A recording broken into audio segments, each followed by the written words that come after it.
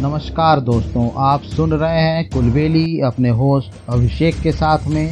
आज मैं लेकर आया हूँ पंचतंत्र की एक और कहानी। आइए शुरू करते हैं कहानी आपके होस्ट अभिषेक के साथ में। नीला सियार एक जंगल में बहुत ही दुष्ट सियार रहता था, जिसका नाम था कालू।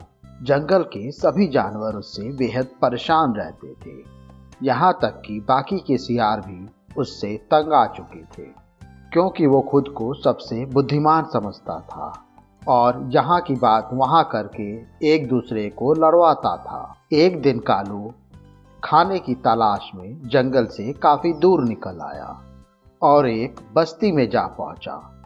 वहाँ कुछ कुत्ते उसके पीछे पड़ गए। कालू जान बचाने के लिए भागा और भागते भागते वो एक रंग से भरे हुए डिब्बे में जा गिरा।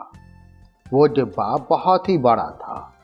वो चुपचाप उस डिब्बे में ही पड़ा रहा। जब उसे लगा कि सारे कुत्ते चले गए हैं तो वो डिब्बे से बाहर आया, लेकिन तब तक उसका पूरा शरीर डिब्बे में भरे नीले रंग से रंग चुका था। वो जंगल में आया तो उसने देखा कि उसके नीले रंग को देखकर सभी जानवर उससे डरकर भाग रहे हैं।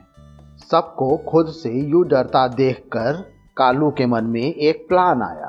डर कर भागते जानवरों को कालू ने आवाज दी, भागो मत, मेरी बात सुनो, मेरी तरफ देखो, मेरा रंग कितना अलग है।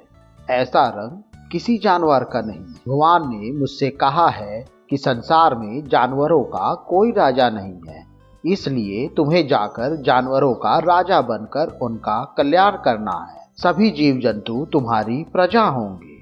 अब तुम लोग अनाथ नहीं रहे, मेरे राज में निडर होकर रहो, लेकिन ध्यान रहे, जो भी मेरी बात नहीं मानेगा मैं उसे खा जाऊंगा। सभी जानवरों पर कालू की जादुई बात का बहुत असर हुआ। बाघ, शेर, चीता सहित सारे जानवर उसकी बातों में आ गए। सारे जानवर एक साथ बोले, हम आपको अपना राजा स्वीकार करते हैं। कालू पंजा उठाकर बोला, तुम्हें अपने राजा की सेवा और आदर करना चाहिए। हमारे खाने पीने का इंतजाम करो। राजा बनकर कालू खूब मजे ले रहा था। उसको कुछ भी खाने की इच्छा होती उसे परोस दिया जाता। उसको कहीं आने जाने की जरूरत नहीं होती। शेर, चीता और हाथी जैसे शक्तिशाली जानवरों को उसने अपना मंत्री बना रखा था और सियारों की टोली व जिन जानवरों को वो पसंद नहीं करता था उनको उसने जंगल से बाहर करवा दिया था। उसे अपनी जाति के सियारों द्वारा पहचान लिए जाने का खतरा भी था। एक दिन कालू खूब खा पी कर अपने महल में आराम कर रहा था कि बाहर उजाला देखकर वो बाहर की ओर चला आया। चांदनी रात थी और पास के जंगल में सियारों की एक टोली अपनी आवाज में जोर जोर से चिल्ला रही थी। उनकी आवाज को सुनते ही कालू भी भूल गया था कि वो एक नाटक कर रहा है और उसके अंदर के जन्मजात स्वभाव ने जोर मारा।